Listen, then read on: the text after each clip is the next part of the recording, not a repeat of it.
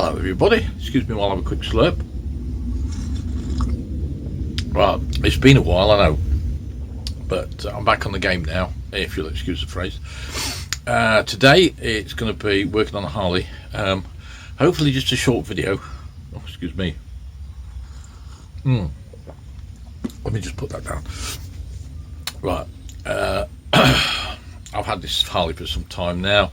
She's just rolled over 114,000 miles, and the only really major problem I've had with her is the back brake. You've possibly seen some of the other videos where I've sort of stood at the side of the road waiting for it to cool down.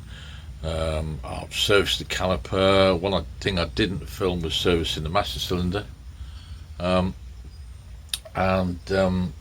so after Christmas I put some new excuse me, I've got an incense cone going in the background because I've had a heating oil leak in the garage and it stinks a bit, so you just excuse the ambient fumes. Yeah, so where was I? So I'll be back.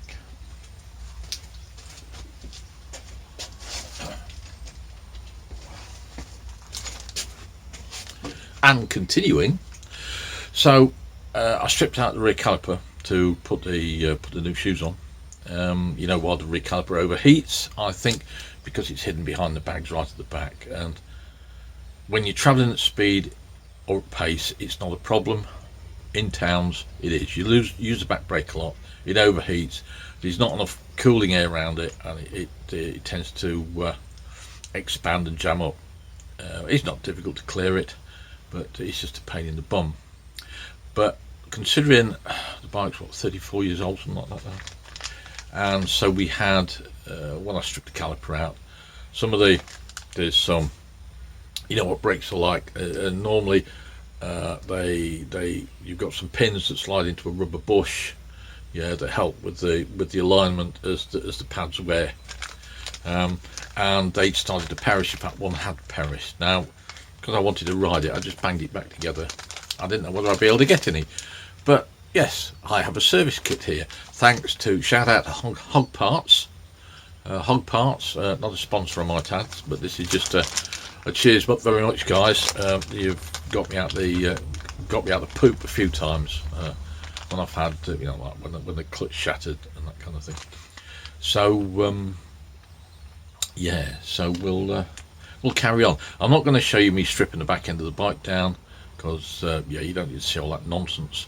So what I shall do is we'll go straight down to the caliper, and we'll whip it off. We'll have a look. You can see what's going on, and we'll take it from there. So yeah, so the bike's over there, so let's go and see it, shall we? Right, well, as you can see, I've stripped it all off. Sorry the bike's so filthy, but I mean, it is, it's only just gone March. I was riding it through most of February because the weather was nice.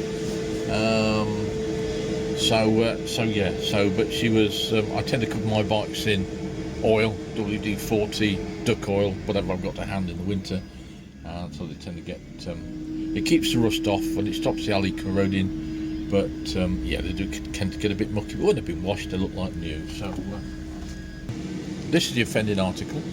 As you can see, if we waggle it a bit, it's fairly firm up this end, but you've got a lot of play up here. This is the one that's perished. Like I say, this bike is a bit old, and she's done a lot of mileage. But yeah, she still cracks on. So what we'll do is we'll whip these off. As you can see, well, oh, I'll just pop that down. Clean the gunge off. As you can see from this one, I've had problems with this one before. It actually seized in, I couldn't get it out, and the end stripped, so it was a little bit of welding, and that was that sorted. So we'll whip the other end off, we'll whip the caliper off, and just chuck that down there.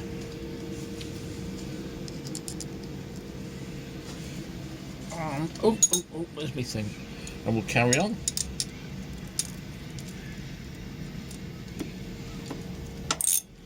If you think that was a bit loose, I've already been round and tightened them up. It saves me sort of making myself look like a proper Charlie, not being able to undo stuff because I'm a bit wimpy, maybe. There we go. That's the other one. And we'll take that off.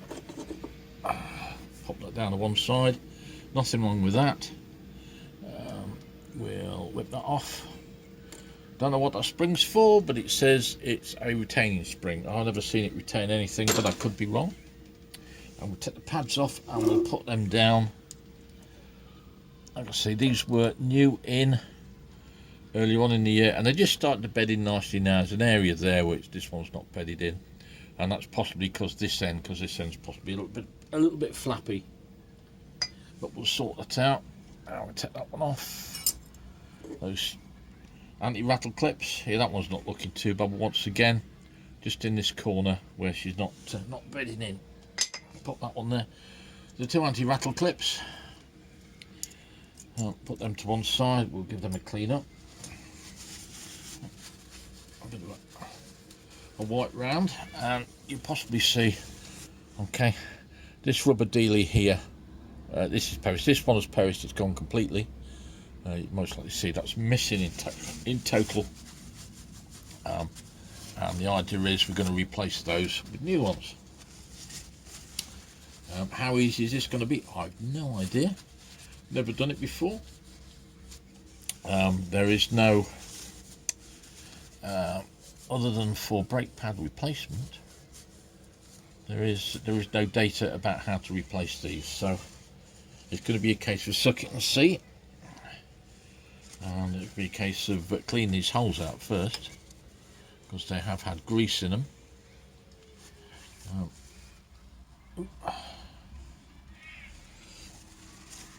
So that was possibly alright. Got plenty of this blue towel, so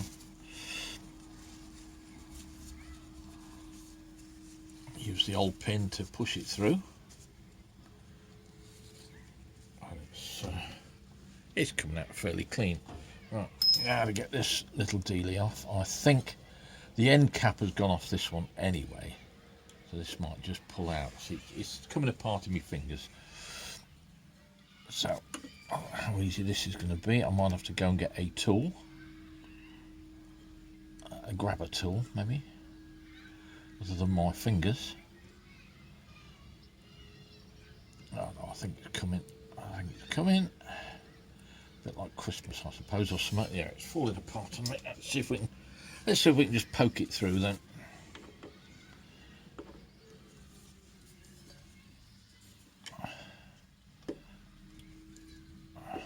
But it's gone anyway. It's gonna come out. It's got to come out because it's manky. It's perished. Oh, there we go. Look, it's that's 114,000 miles worth of yeah, the end cap's come off it, because that should be sealed. You'll see. I'll just clean my hands up, and in fact we'll just give that a poke through first, get some grease off, and then what we'll do is I'll put a tool through there just to clean them up. I have got a little abrasive type brush on the end of my drill just to poke through there, and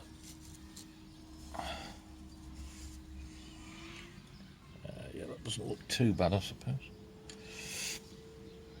So what I'll do is I'll go clean my hands now, and we'll be back for some more fun with rubber in a minute. Right, we're back. Right, so I'll clean my hands up a little. So I'll get me. I'm sure I've got one of these brushes that will fit through there nicely. These are, I've had these a while. These are flexible, what they call flexible hones. And that will, a bit of a loose fit on there. This one might be a bit tighter fit. That's possibly the one we want. I've had these ages. They are, excuse me, they're just a light plastic with abrasive on the tip. And it seems to do the job.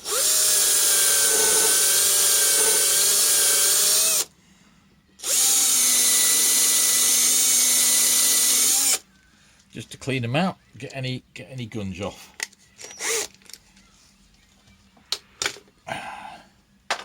Oh, that's that done. Okie dokie. What we'll do is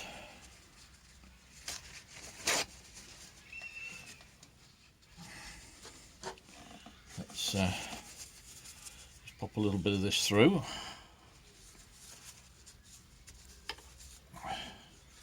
Just to make sure it's not coming out too bad. I'll do the same again on this one.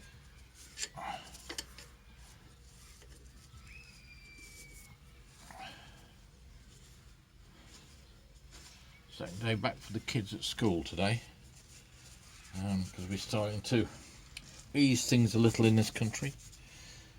So they appear to be enjoying themselves. I know my grandkids, I think, are happy to be back at school, which is a good thing.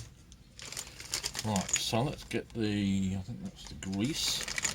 Came with its own grease to get these. I've got no idea how easy this is going to be, possibly not at all.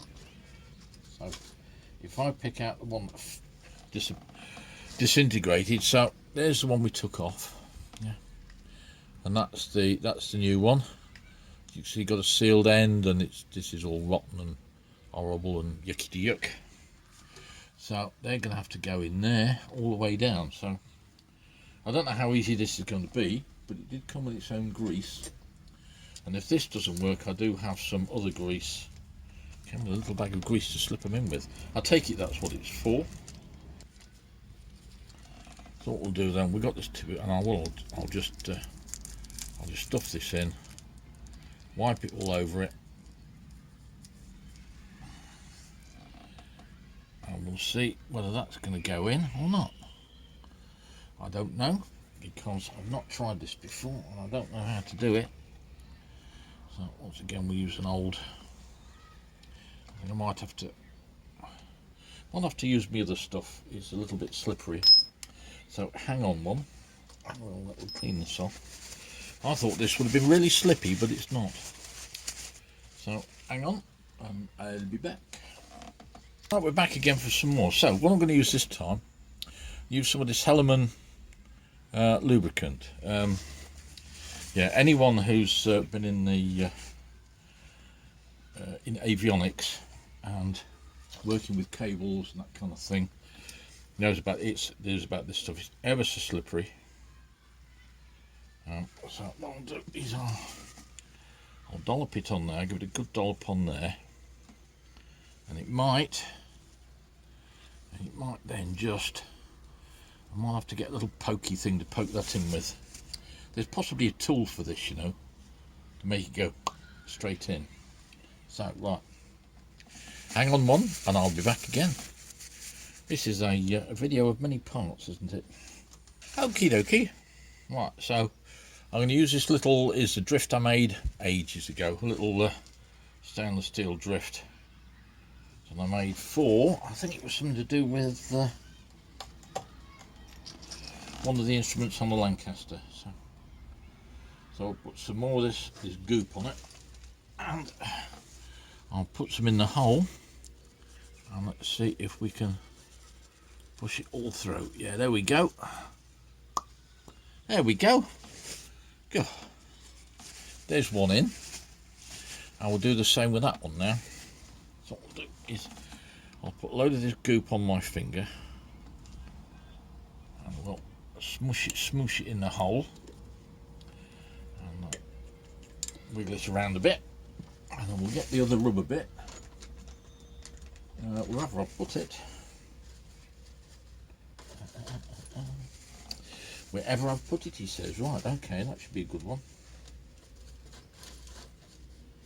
I'm suffering now from gross stupidity, because I'll put it down. There we go. There's the other one. So what we'll do with that is I'll put that in there, and we'll, oh, excuse me, we'll give that a good old looby lube. Okay, plenty on there. Smoodle it round a bit, and then we'll put it all in the top and push and there we go. It's out the other side. Yes. So now we'll try and get the new pins. It came with 2 new pins as well, so we'll just make sure that they're going to slip and slide, and they are a bit of a tightish fit. Maybe they're meant to be a tight fit, I don't know. There we go. That one might have actually gone in too far. Maybe I've pushed them in too far.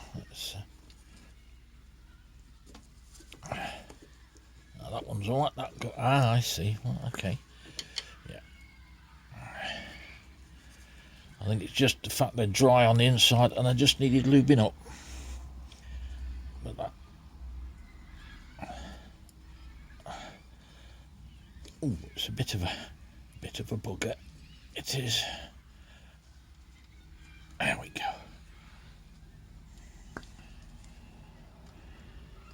Bit of an odd little thing to do, but still. Right, okie dokie. So, 2 new pins. Oh, I've got both of the pins in my hand, that's all right. I'll put those in there. It's a case now, cleaning stuff up and putting it back together. Right, so, I don't think you lot want to see me put some brake pads back on, do you? I thought that might be a little something different, so we'll take I'll come off for a couple of minutes while I get the brake back together, and then we'll have a chat on how it went. Go. Right, we're looking at it from the other side, it's all back together. As you can see, it's not rattling, it's not shaking, it's a lot firmer. It's not binding. I haven't pumped it up yet, so you watch the caliper and I'll pump the brake. It should.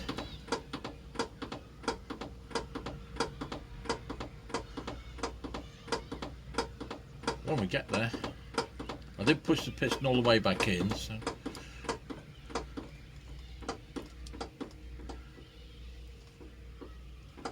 right.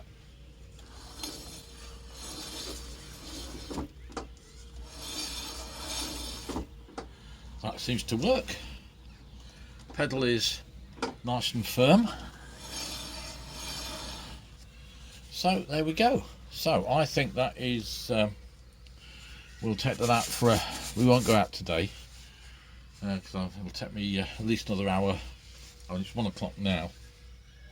It'll take me at least another hour to get the bike back together, and by then the weather will be starting to cool off, and I'll be ready for another cup of tea and pop my feet up.